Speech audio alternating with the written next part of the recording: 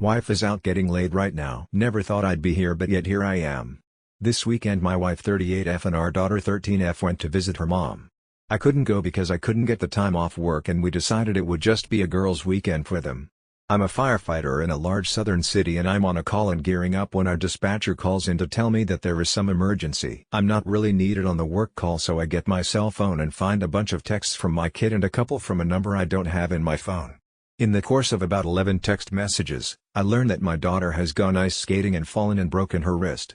She's in the emergency room, but cannot get treatment because no one can find my wife. The number that I don't know belongs to a friend of my wife's who has gone to the emergency room to sit with my kid. She was the chaperone for the girls who had gone skating. So I call this friend, and after a lot of hemming and hawing she admits that wifey has gone to dinner with some random guy. Well, we always leave our location shared with the family because of my job. And sure enough, I pull up an address and Google it, and it's a ducking hotel. This was 10 private message. It's now almost 4 hours later and she hasn't answered my texts, but she did finally call our kid. I have permission and insurance information, and she got a cast and a referral to see an orthopedist when she gets home. The friend took our daughter back to her grandmother's and texted me. She said, "I'm sorry you had to find out this way about a guy's name. Apparently it's been going on every time she's gone home that I haven't gone. Meanwhile, I've worked countless hours of overtime to pay off our house, take us a nice vacations, send our daughter to the most expensive private school in our city. Am a fool, lawyer, and file for divorce." Update: wife was out getting laid part 2. So if you missed the start of the show, this is like the 2 minutes at the beginning. Update spoke with a lawyer, as many of you suggested. During that conversation I realized that she doesn't really have a lot of access to money that is hers. Removed her as an authorized user of my credit cards. Put two-factor authentication on just about anything else that she might try to get her hands on. Pulled my credit report to discover that she opened a joint credit card I didn't know about. Since I'm on the account as well, I was able to log in and print out the charges, a basically perfect timeline of restaurants and hotels that she has paid for. Turns out she also has accounts on Tinder and Bumble, which showed up when I combed through the last few phone bills. Have a pal who is a deputy sheriff in these parts who is going to be here tonight when she gets home. I've gotten her a room at a nearby hotel for the week and paid for it up front. She can sleep there for now and figure it out on her own starting tomorrow. Daughter and I spoke, and she knows what is up and is angry at mom. So next steps are to find someone for her to talk to. Thanks to my job I've got great insurance, so that is one less thing to worry about. Decided I am also going to come clean to her mother once wife and daughter are on the plane back here. Taking a couple of days off to deal with this. Thanks for the advice, everyone. I'll probably yank these posts down tonight or tomorrow, so if you have any other last-minute advice, now is the time. Holy shit, she opened a credit card in your name to pay for her affair. Wow, that's really conniving. Good luck, my guy. Final update: wife was out getting laid. This will be the final update on this sad situation. First off, thanks to everyone who weighed in. It's amazing the number of fellow firefighters and Leos I've heard from who are in similar situations. I took a few days of personal time away from the job in order to deal with all of this. The STBXW and our daughter returned home late Sunday, and my daughter immediately fled to her room and closed the door. My wife said something along the lines of, "I guess you must be pretty mad at me," and I told her the truth. That I was numb. The anger would come later, and it would be best if she was somewhere else for a while. My friend the deputy sheriff was there and said he would sit on the deck and be there if I needed him. I told the wife that I was recording this conversation to protect me and my rights as a husband and father, and she said fine. I suspected at this point that she really seemed to think that she was going to talk her way out of it. What I didn't tell her was that I'd spent most of the last week talking with friends, my parents, my battalion chief at work, as well as a lawyer and a therapist. I've got a ton of leave and a supportive bunch of coworkers, and if I need to take months off to deal with this, I can. I just said that I was disappointed in her, but mostly I was angry that our daughter got caught in the crossfire of her bad behavior. That she had put our child at risk to get laid. She didn't admit or deny. But then her tone changed and she almost immediately started in on saying things like, "Remember the time we..." Trying to get me to remember good times. After about 3 of those mentions I told her the truth. I couldn't trust my memories because I had no idea what she might have been doing.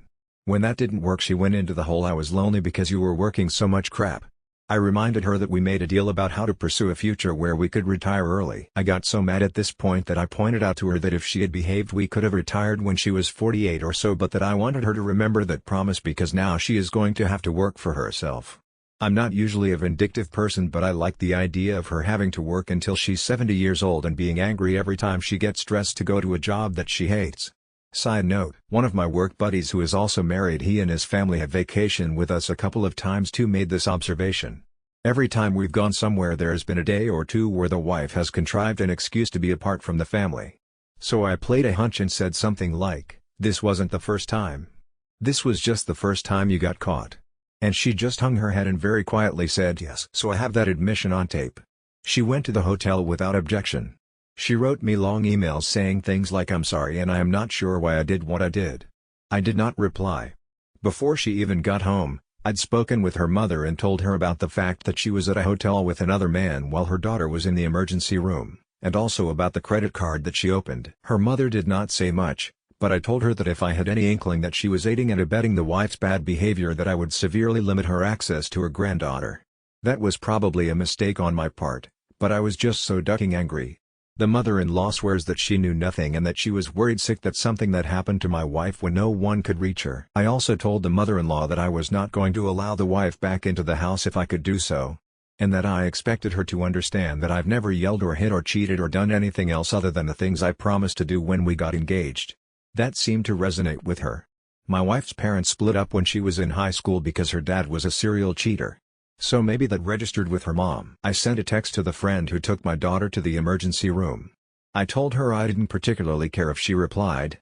I said I appreciated her being at the ER with my daughter. But I also said that if she had previous knowledge of where my wife was going, then she should know that she had a huge part in destroying my family. And that a true friend would never encourage shitty behavior. I haven't figured out how to get in touch with her husband yet, but I suspect, based on just sort of reading between the lines, that she and my wife were kind of egging each other on. Thursday morning I got a text from the wife saying that her mother had rented her a furnished apartment pretty close to our house, and that she would like to come and get some personal things on Friday when I went to work. I said that was fine. I should point out that during all of this she only texted our daughter one time, and even in her communications with me, she never even asked about her. When she told me she got the apartment, she didn't ask if our daughter could come visit. I told her that I wasn't working on Friday but that I would be out of the house for a couple of hours so she could get some things. I left, but I had a process server waiting across the street, and when she pulled up in the driveway, he handed her divorce papers. They included a notice from my attorney that I intend to file for sole custody, and that she would have visitation rights. She called my voicemail, and she was almost incoherent with rage. I've never heard her so angry, or frankly, sounding so unbalanced. Also, my lawyer had a very good suggestion that I will pass along for anyone else in this position. I got a new cell phone. I don't carry the phone that has the number the wife knows. I've only given a few people the new number. My lawyer, my sister, my daughter, my boss, a couple of good friends from work. I take a look at the old phone once a day and see if there's anything I need to deal with. I know there's a lot of other advice out there that I did not touch on, but there is no need for a paternity test because my daughter looks exactly like me. I will get an STD panel, but I don't think that's an issue either. My lawyer did get notified that the wife has hired a lawyer. But I made it clear that I am going to stay in the house and the daughter is going to stay there with me. I may have to write her a large check thanks to the vagaries of family law, but at this point, I really don't give a damn. I'd probably add a zero to the check if I could get rid of her 6 months earlier. Take care of you and your daughter, get therapy for both of will be okay.